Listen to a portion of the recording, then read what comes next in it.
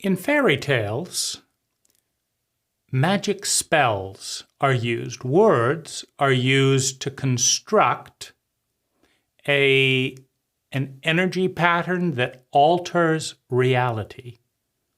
Abracadabra, open sesame. Words are used to create reality in fairy tales. And a more sophisticated mind understands that fairy tales are not real, that magic tricks are an illusion. But what about language itself? What about the many ways that we create and alter reality with language? Isn't that magic? So, what about the word victim? What about the word perpetrator? What does that do to reality? What about the word for hero? What does that do to reality? First of all, what happens if there are no words? Can you think a thought without a word? Can you think anything at all, a single thought, however small, without the technology of language? Question number 2. Can you be conscious of anything at all, let alone think a thought, without language? Is there anything that you can be aware of without using words to provide the focal point for awareness, to allow you to be aware of specifically what words allow you to be aware of? I have not been able to find a single thought I can think without language, without words.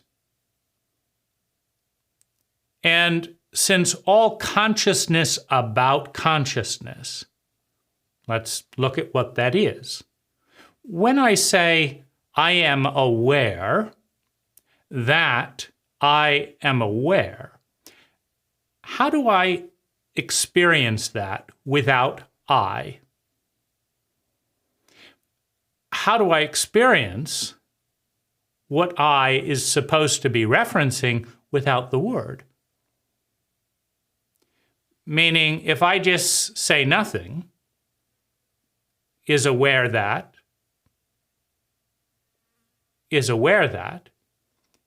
if I say nothing, then am I aware? Now, if I don't say nothing, because nothing is something, it's a terrain of meaning that is referenced through language. If I don't say anything, and I don't think anything,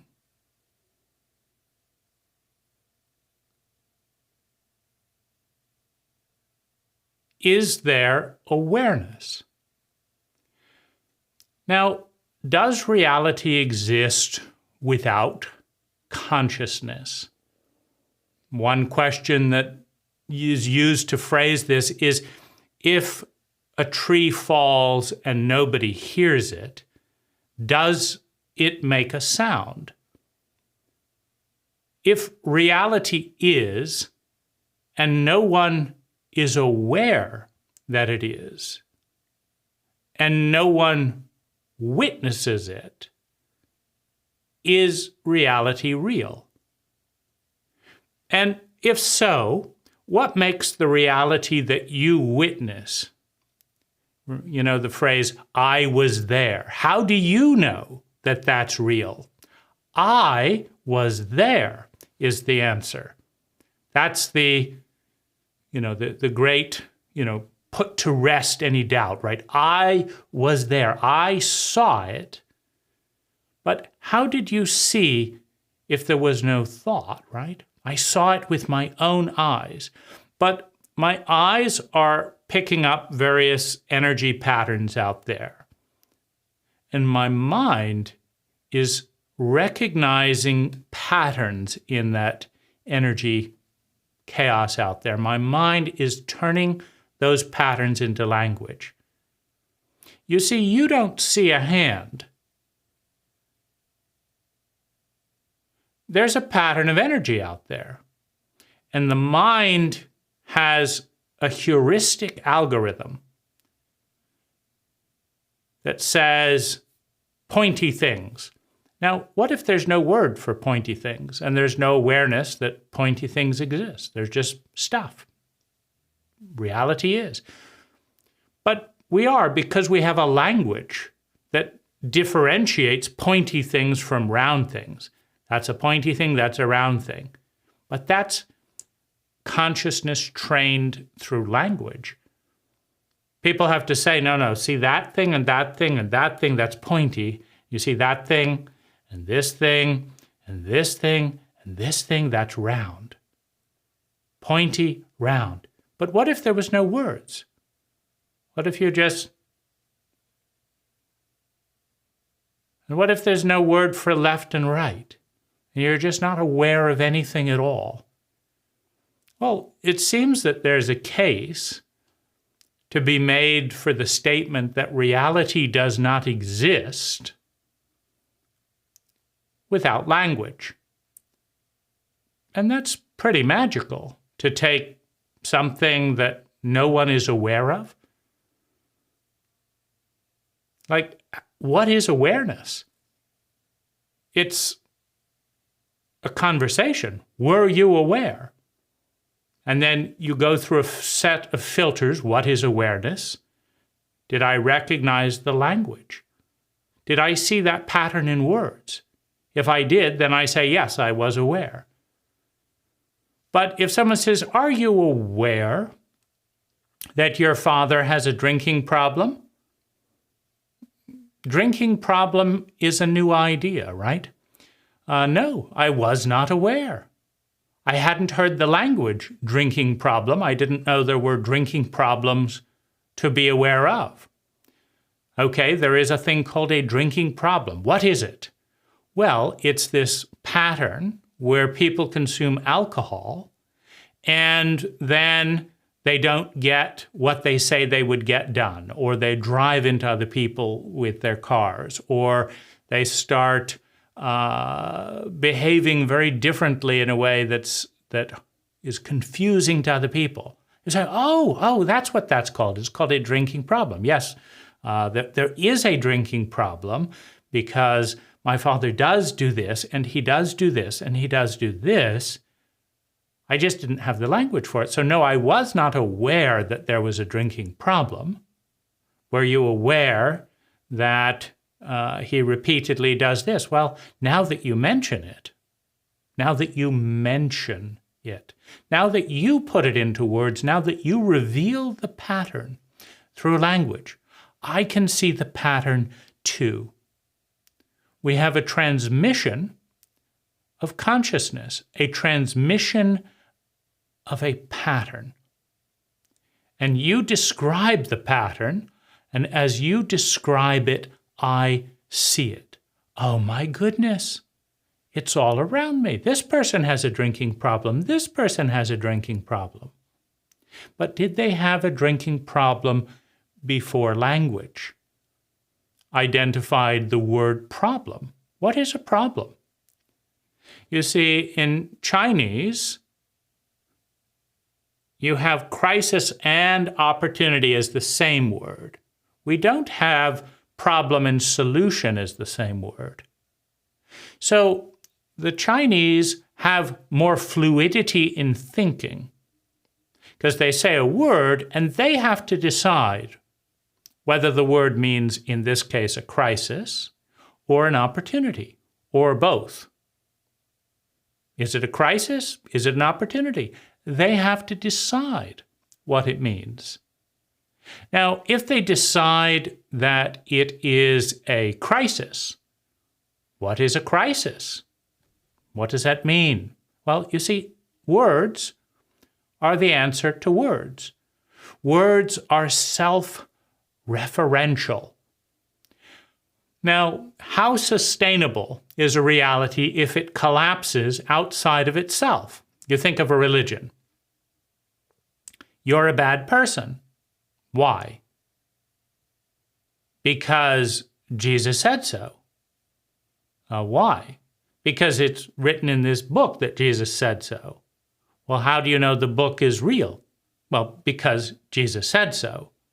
Jesus said the book is real, and that's how it's real. It's the word of Jesus. But I don't think so. I don't think Jesus said that. I think that 3 or 4 guys amended that and said Jesus said so. Well, now you're going to hell. Why? Because Jesus said, if you didn't believe me, then and say this in my name, you're going to hell. So it's a loop if you're in the loop. I believe in Jesus, and Jesus said this, and Jesus said thus must have faith and not doubt this. And so therefore this is true that says Jesus said those things. Because I believe those things, I cannot doubt what is said, so Jesus must be real, right? It's all language.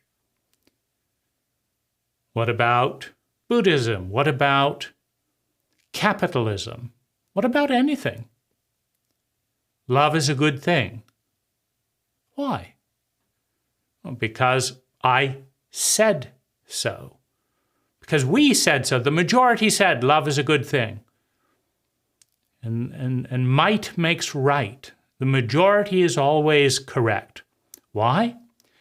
Because we said so. And in sociopathic elements, in sociopathic cultures, the majority is always right because they kill, persecute, torment the minority, right? Off with their heads. Enslave them. They're not one of us. And we're the big ones who can persecute the small ones. So language is a very creative modality within itself.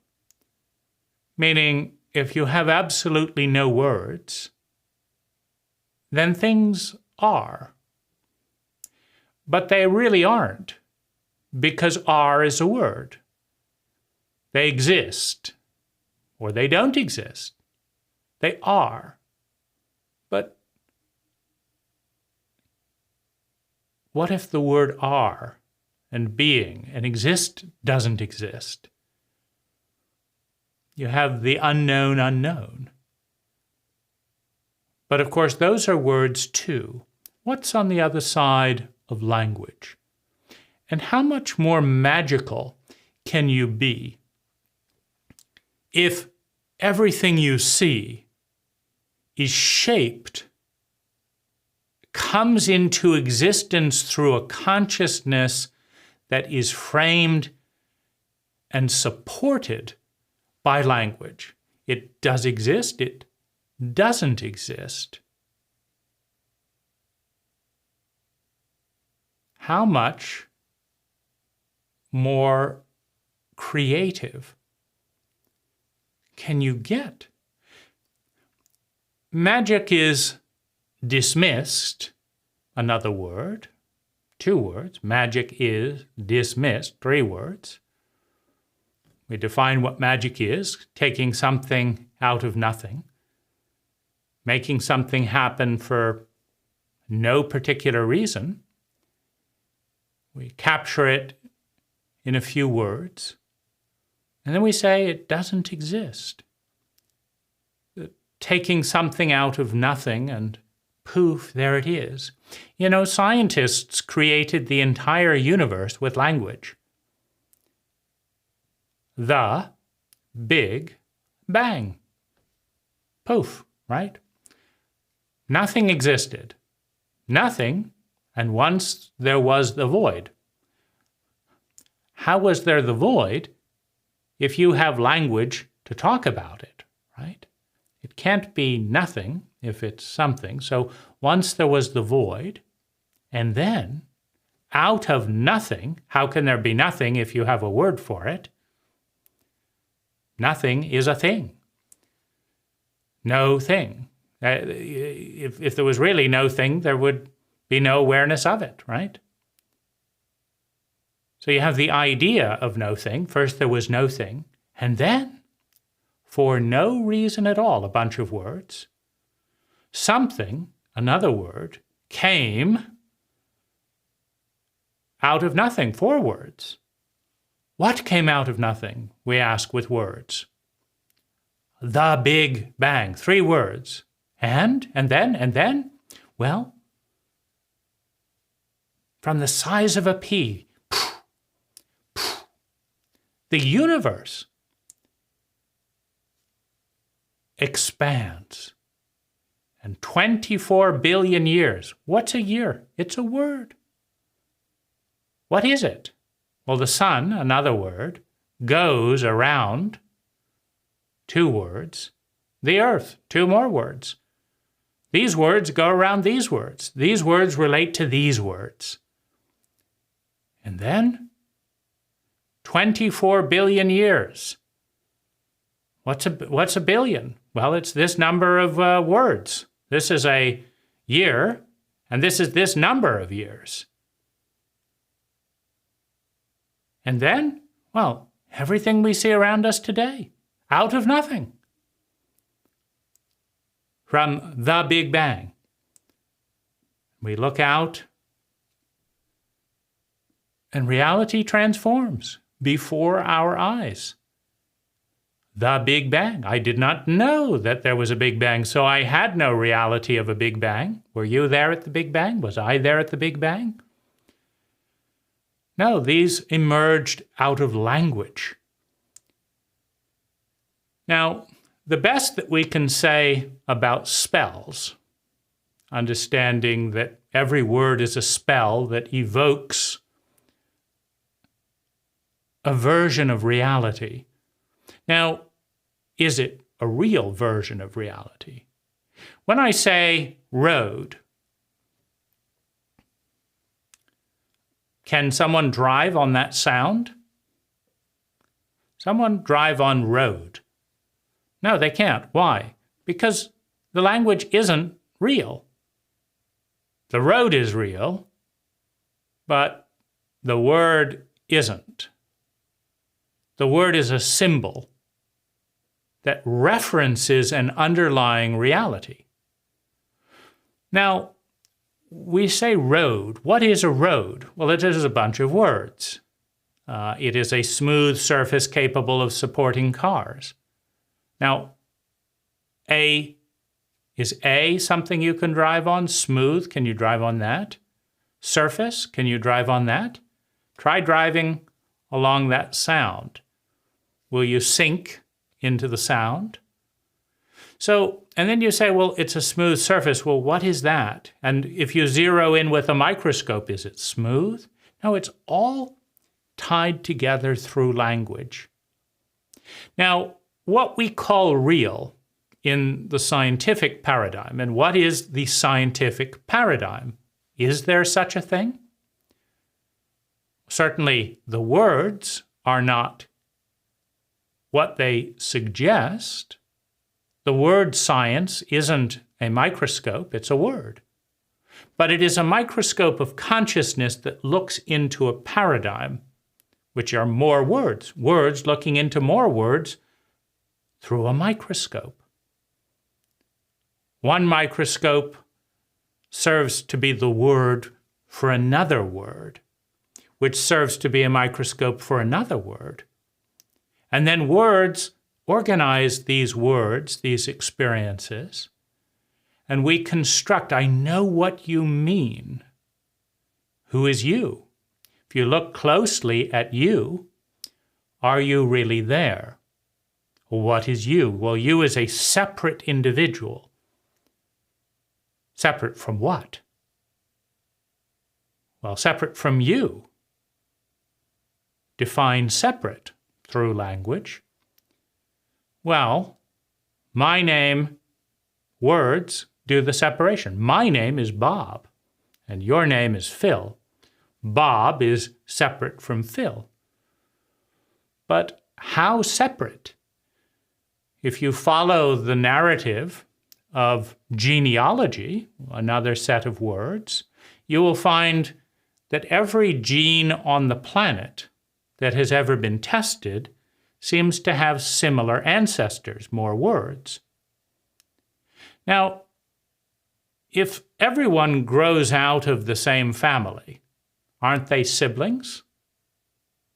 If you have 2 ears and I have 2 ears, other than words, what is separating us? Taking it further, if I breathe in your air and you breathe in my air, is there a separation in breath? So maybe there's a lot more connecting us.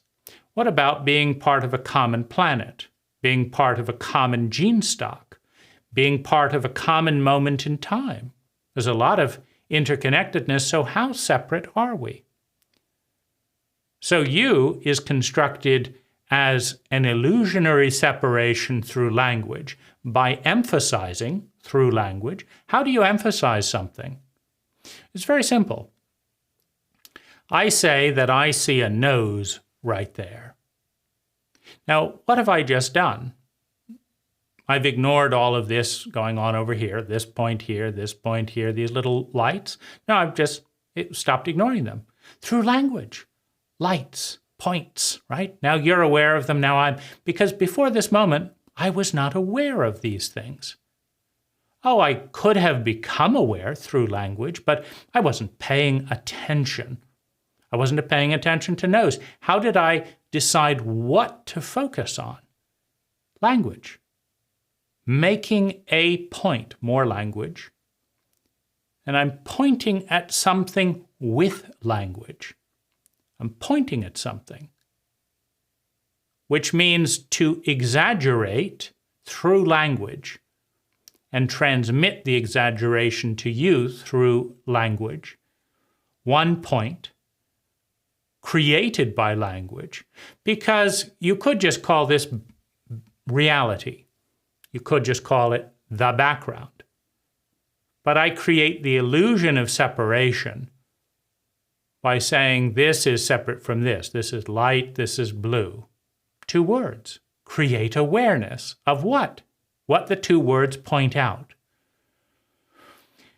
You know, in legal battles, it's often the case that the attorney who convinces the jury of a point of view created through language by emphasizing some things and not emphasizing others, who convinces a jury of one thing versus another, that they are the attorney that wins the case, that people agree to see things through the words of this person rather than through the words of that person.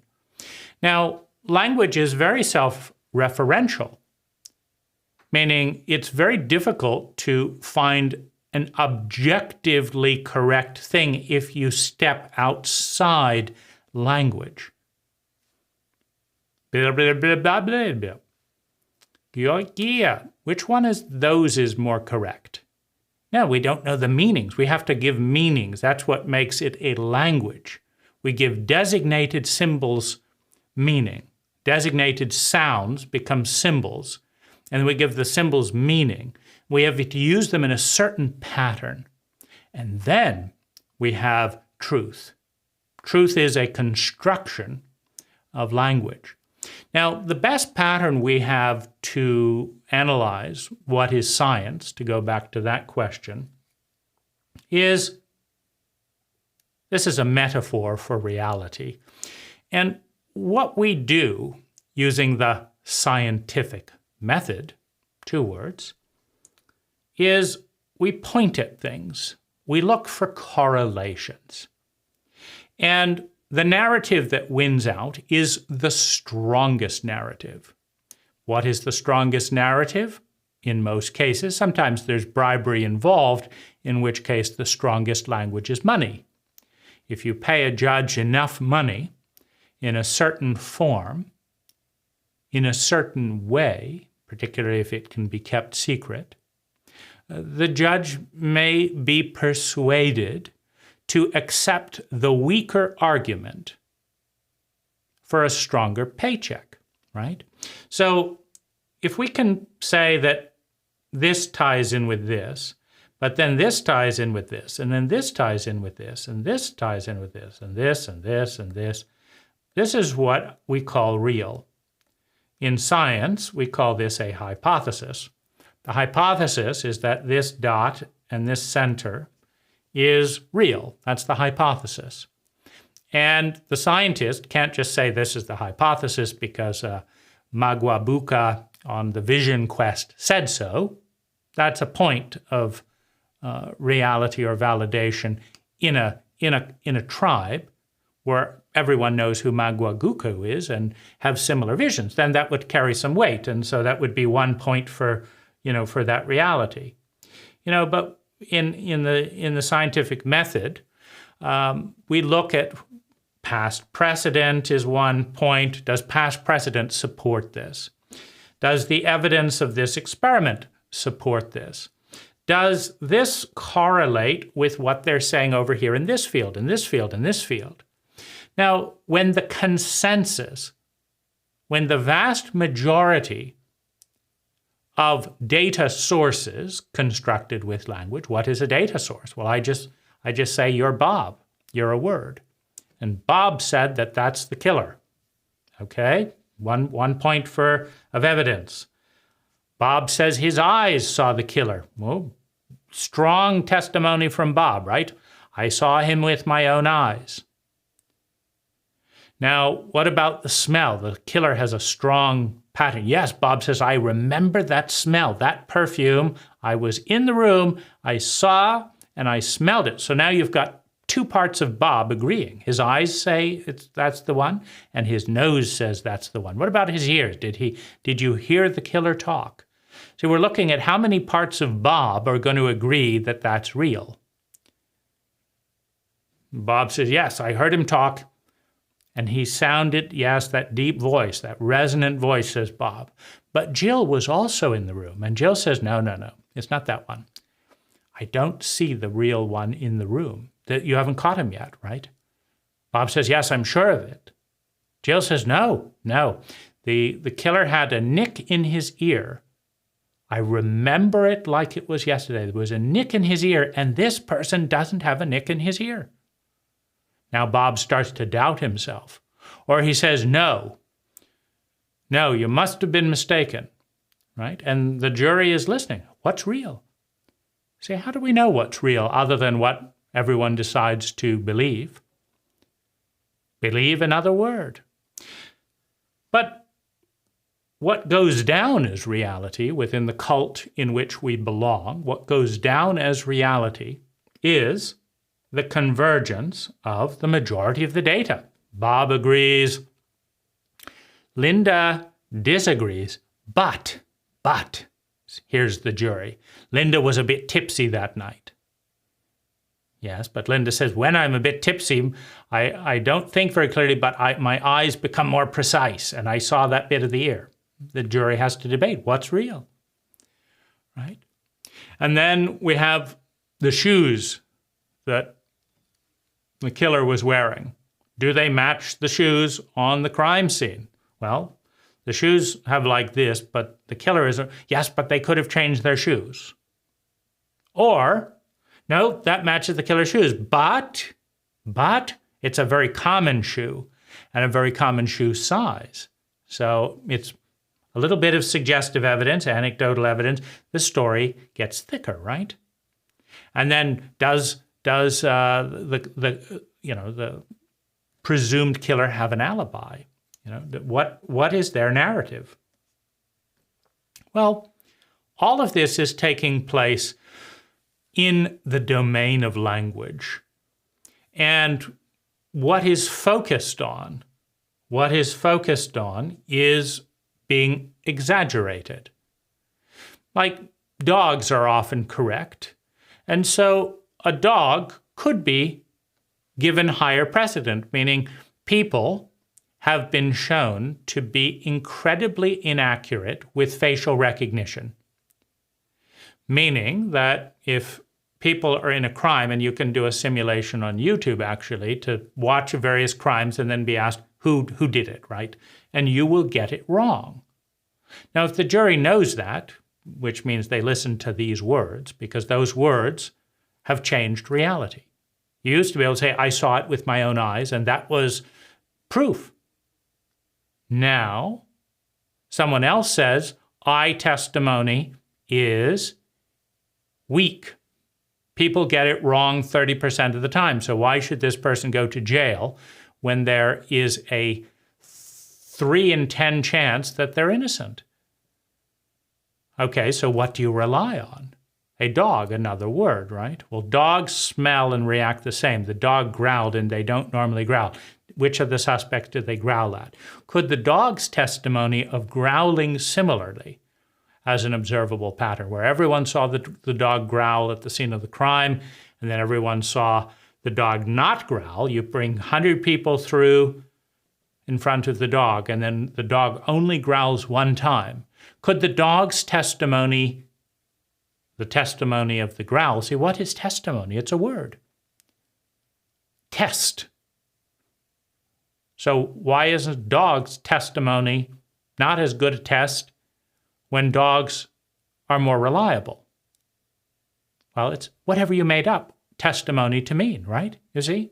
It is testimony. If you say a dog can present testimony, then it is testimony. However, all you have to do with words, magic words, is da-da-da-da-da, da-da-da-da-da. A dog's evidence cannot be permitted as testimony to convict a criminal. Bing, check. Now the dog that has it more accurate than humans provides testimony, but it is not admissible for the jury to consider. So the case weakens, right? And then you have the less reliable person convicting and saying this is the version of truth we're going to go with. Why? Because the more reliable source was inadmissible because we said so. Language is pretty powerful. So I would suggest that we're living in a magical world.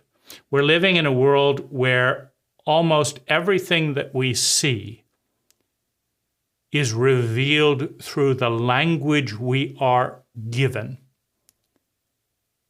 That whether something seems exciting or terrifying has as much to do with the word we correlate with the symptoms.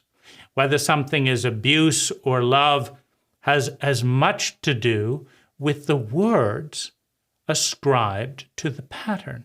They were just trying to love me when they beat the shit out of me. Spoil the rod, ruin the child, right? They were just trying to love me.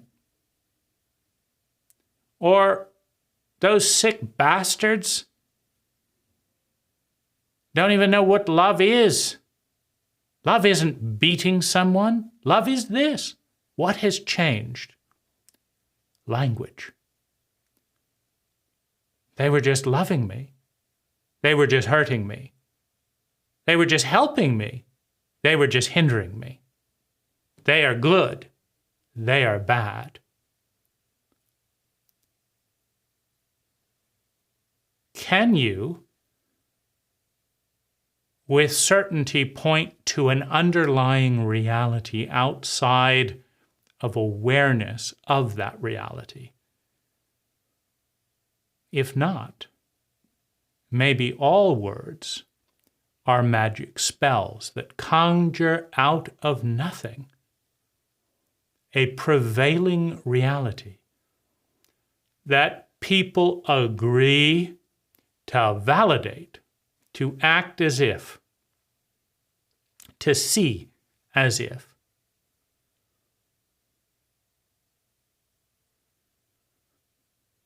There have been an estimated 10,000 cults or cultures in human history, according to anthropologists, and with them 10,000 languages.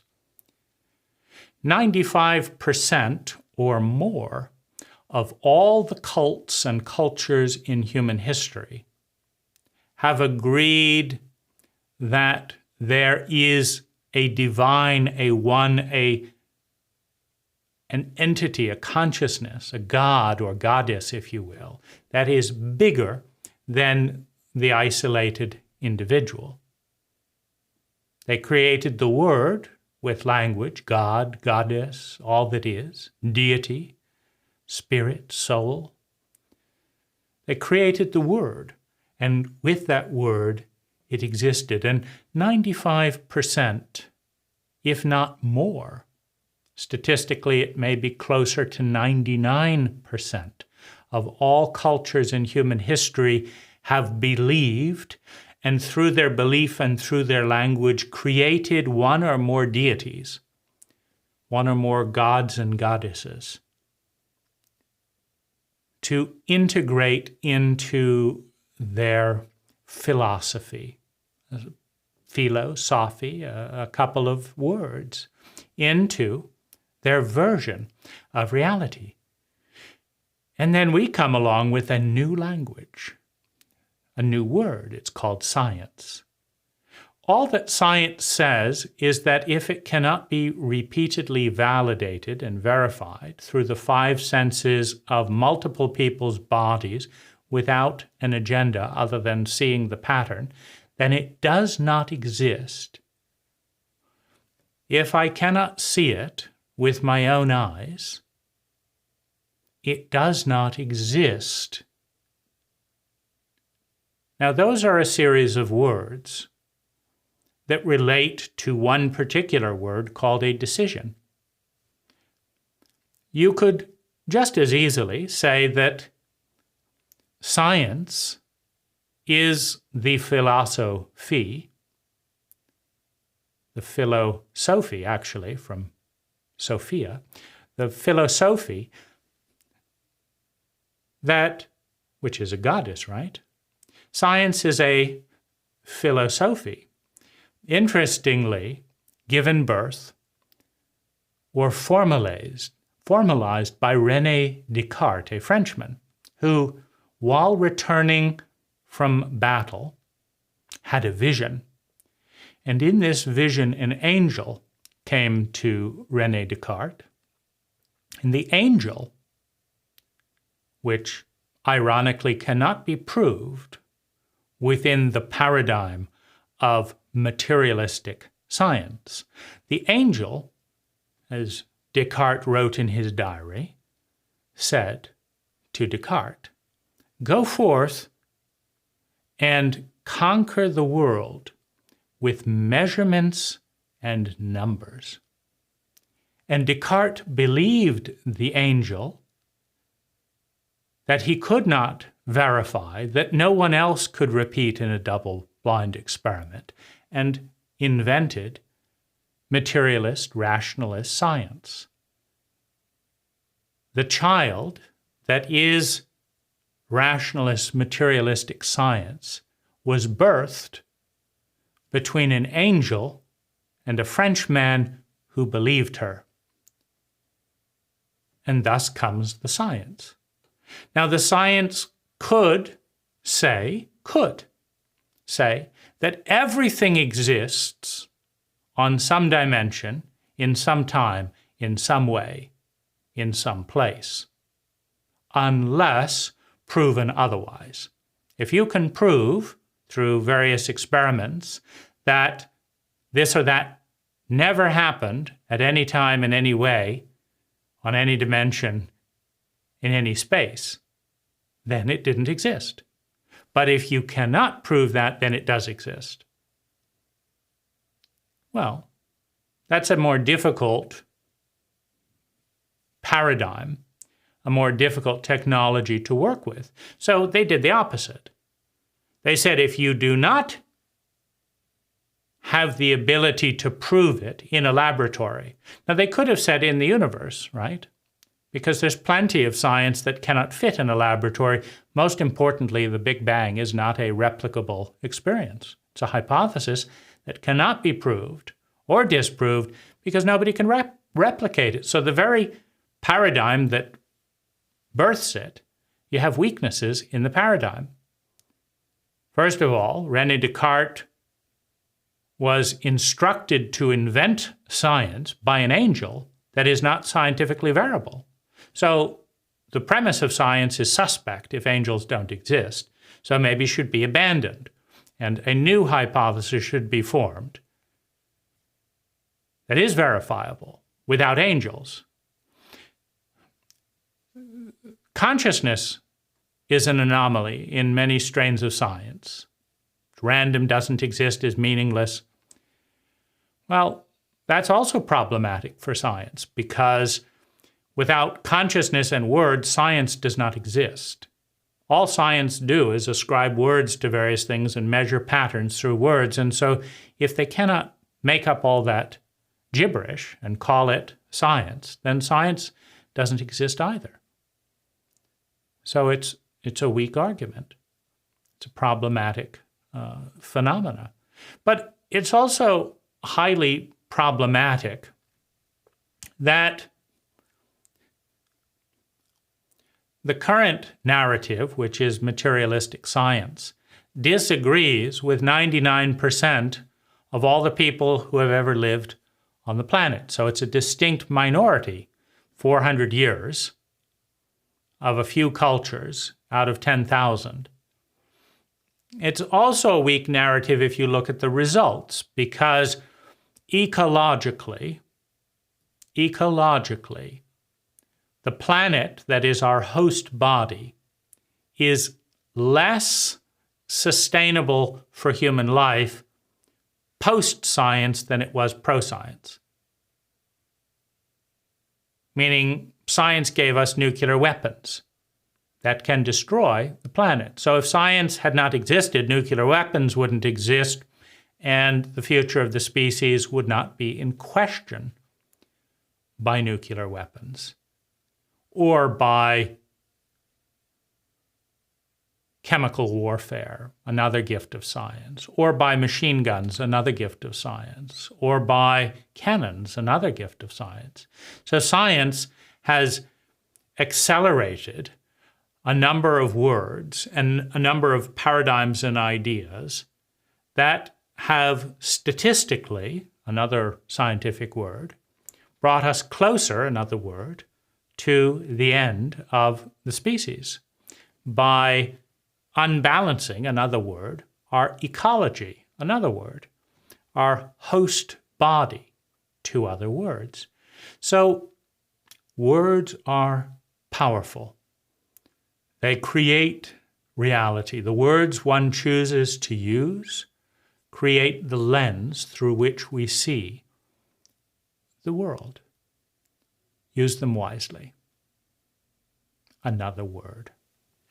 Hi, I'm Dane Rose. All knowledge begins with a paradigm, and out of that paradigm comes an idea, an awareness that we adopt, reject, or synthesize into something better.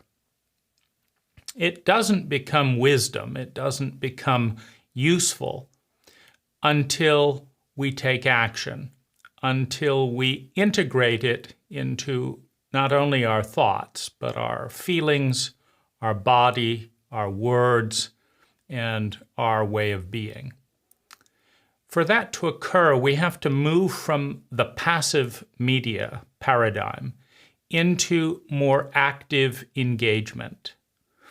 In the link below, in the More Information section, is an invitation to join a very small, deliberately filtered, high-quality discussion with a group of people who share a common language and want to work with these ideas, with me and with one another, with the sole goal of creating 10 times more sustainable well-being for ourselves and those around us.